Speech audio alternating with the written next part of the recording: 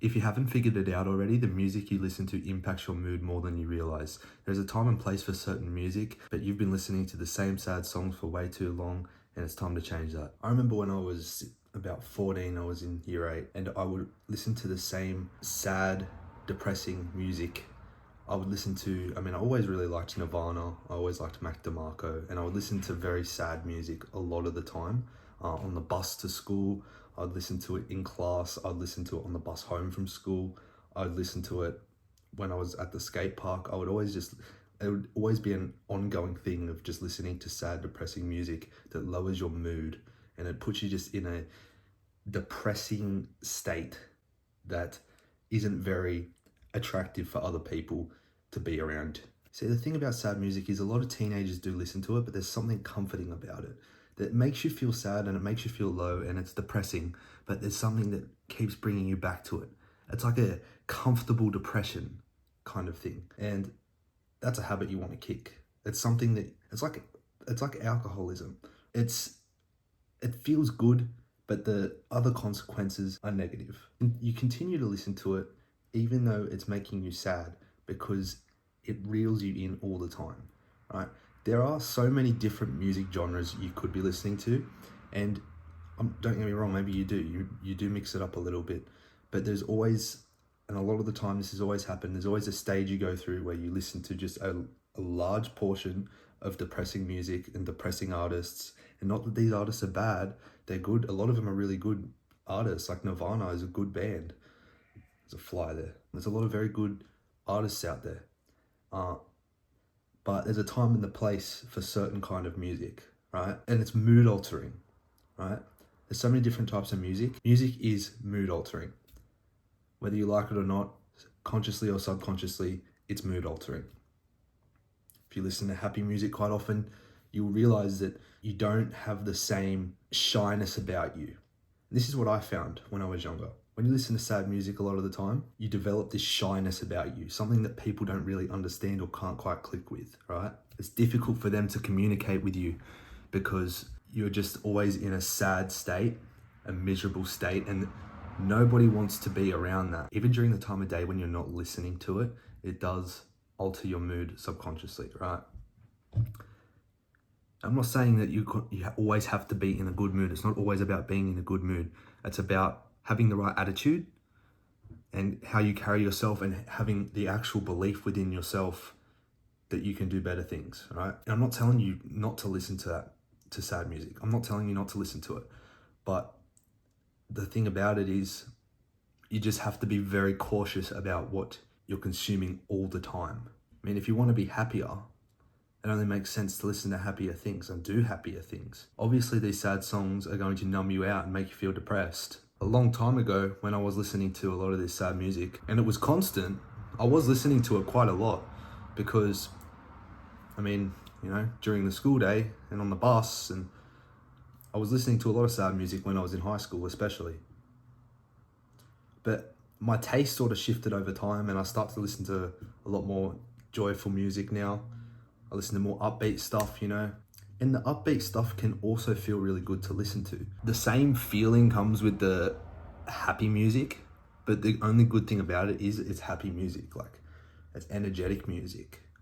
It's music that's going to put you in a good mood. It's going to put you in a better mood, and people are going to want to be around you. People are going to notice that you're smiling, you've got your head up, you're walking with your shoulders back, very approachable. You don't seem all shy and timid, right? And it's a small symptom, but it's one worth fixing. Obviously, there's a range of things that can impact your mood, but music is one of them, and it impacts it a lot more than you think. And your brain is craving that good feeling. That's why you keep listening to it. You don't really want to be sad. You like the way it sounds, and it just happens to be sad. That's why you need to sort of try and shift the music you're listening to into something a bit more joyful, and you'll get the same feeling from the joyful music. Another thing I like to do, and to be 100% honest, is I like to associate good music with an activity, a positive activity that I'm doing. So say I'm working out, that's an example. Say I'm working out, I'm training at the gym, I'll probably listen to something like hardstyle or something like techno or something like trance or anything like that. I'll listen to something very upbeat, something very, dance kind of music. And I'll associate the gym with that kind of music. So knowing that every single time I go to the gym, that's the kind of music I'm going to be listening to, and it gets me even more excited and hyped up to work out. It makes the experience of working out, which is good for your health, a lot more enjoyable. And you can associate lo-fi music or anything like that with studying, so it's a pretty calm music. That's the point. It's all part of the setting. But there's a time and a place, and you can listen to whatever you want. I'm not telling you what to listen to. I think the best thing to do is just have something to associate the music you're listening to with. It'll be like going for a run as well. You have your headphones and you're going for a run, or your AirPods or anything like that, you're going for a run, usually listening to more upbeat music. And going for a run is obviously good for your cardiovascular health. So it's good to associate joyful music with doing beneficial activities. And that's what I did, actually, to be honest with you. I wasn't really into hardstyle or any upbeat, very intense, energetic music before I started going to the gym.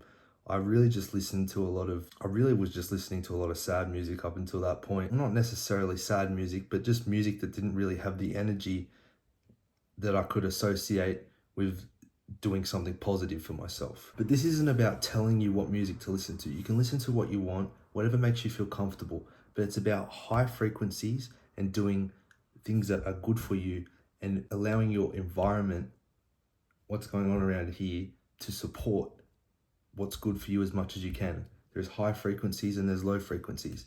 There's frequencies where music is important. It's good and there are frequencies where music is beneficial. Working out with music is a lot better than training without it. But there's also instances where maybe you need to think about replacing it with something else. If you're on the bus ride to school or to work, driving to work in the morning, try and mix it up. If you're in a position where you're listening to music that you feel like is going to have a significant negative impact on your day, then try switching it up. Try changing the song. Try listening to someone new. It doesn't always have to be the same artists all the time. There's a range of different, very talented people out there that have really good songs, really good music that are really upbeat and that can put you in a better mood for the day. But you just need to break that habit of being addicted to the comforting, depressive feeling that sad music can bring to you, especially in the morning when you're about to start work or about to start school or something like that. Because you want to start your day off good. You want to start your day off energetically. You want to start your day off positively, optimistically. You want to start your day off well. If you can have any sort of influence over your environment, I think the best thing you could do is listen to some good music. And over time, if you've done this and you notice that you're listening to different music that's putting you in better moods, then you'll notice that you get the same feeling from that good music, from that positive, upbeat music that you were getting from the sad music that you were enjoying so much or enjoying. And you notice after a while, once you've shifted and you're listening to more upbeat, positive music or something along those lines that makes you feel a little bit better about yourself, then you notice that you get the same feeling that you got from listening to the sad music. It's just a different mood. It's like dopamine hits, right? You get the dopamine hits from the music, from negative music, you get dopamine hits from positive music. You can switch it around, but it's best to try, and if you're going to have any sort of influence on your environment, and you realize that, and this is what happened with me, that you stop enjoying the sad stuff. You can enjoy it, you can appreciate it, that the art that sounds good, but you don't really listen to it as much. You prefer to listen to more positive music, something that's going to make you feel a little bit more alert and energetic throughout the day, something that's going to improve your mood, honestly. I much prefer listening to upbeat music these days. It's done a lot more for me than listening to depressing music ever did. All depressing music ever did for me was make me wallow and feel sorry for myself. And that's something that I don't believe in. I don't believe in feeling sorry for myself, and neither should you, to be honest. But anyway, I'm going to wrap this video up. That's kind of something that I've been wanting to talk about for a while, but I haven't really gotten quite to it. But if you can understand what I mean about music affecting your mood, then give this video a like, let me know what you think. But yeah, this is something I've kind of been wanting to bring up for a while, because honestly, if you can have any sort of influence on your environment, making it as in your favor as possible is, I think, the smartest route to go. But maybe music doesn't affect your mood at all and you don't think too deeply about it. It depends who you are, I guess, but not everyone's like that. So yeah, give us a like if this helped you. If it didn't, let me know in the comments. If I'm thinking too deeply about it or if anything like that, just let me know. But thanks for watching this video. Take care.